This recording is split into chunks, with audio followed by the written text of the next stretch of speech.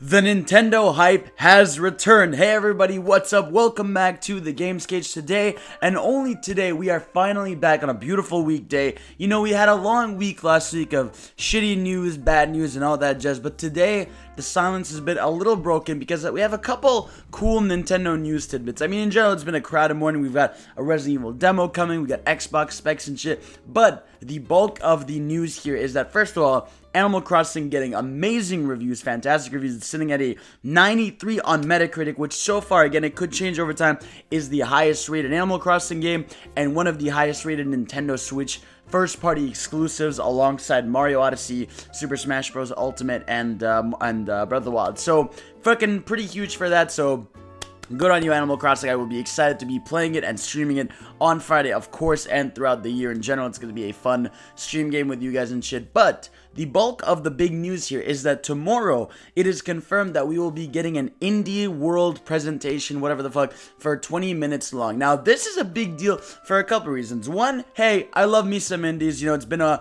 it's been since December since the last one. This makes sense because this was going to be the week of GDC, and GDC there was always a Nindies around that event. And why this is notable though is because this kind of confirms what the guy from, what is his name, Jeff Grubb from VentureBeat or whatever, he was saying that this week we're getting an Indies and the next week we're going to be getting a Direct. Now, obviously, this would make sense given Nindies aren't going to get in the way of Animal Crossing, whereas if Animal Crossing is out and the week later we have a Direct, that makes way more sense. And yeah, so let's talk about that for a second. So first of all, Indies Direct, this is cool. It's so hard to predict Indies because, like, it's often, like, I noticed for Indie Directs, it's not what you would think, right? It's not, we usually don't get many release date updates on stuff. It is often they try to show off brand new games, right? We might get something like the Silk Song release date and trailer because it's been so long since we've seen it, but for the most part, they like to highlight new things, or ports, obviously. Like, they don't try to do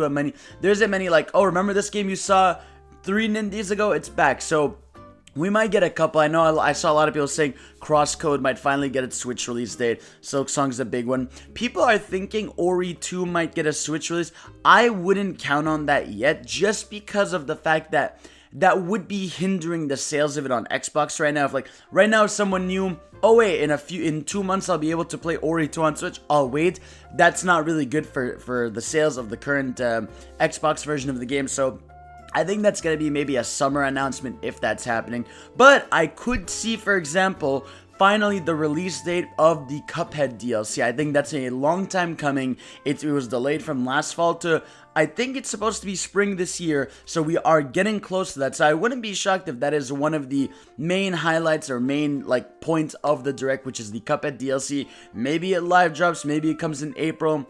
I know there's a physical version of the game, so they might not be able to live drop, but I don't know. So either way, I do think that's a lock-in. But what I do think is very interesting that I think is going to happen is I think it's finally time for another indie/Nintendo crossover. Last year in March was a pretty big Nindies Direct because that was the one where we got Cuphead for Switch, and at the end we got Cadence of Hyrule announced. And Cadence of Hyrule, for those of you guys who didn't know, was like a rhythm Hyrule based game. And I think we're gonna get a new project. I don't think it's gonna be Cadence of Hyrule 2. I think it's gonna be some other Nintendo property taken from an indie developer and being worked on there.